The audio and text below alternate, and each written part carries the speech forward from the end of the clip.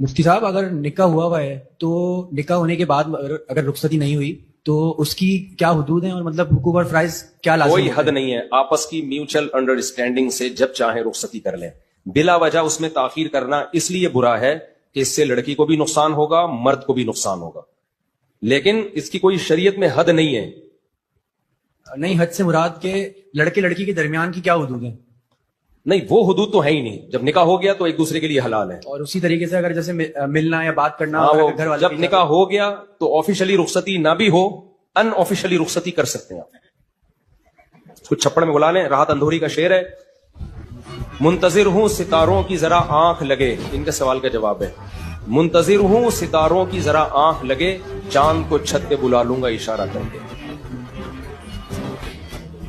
तो जब निकाह हो गया ना, रुखसती दे नहीं रहे, देखो जब लाइट गई भी है, इशारा करो, आपकी बीवी है भाई।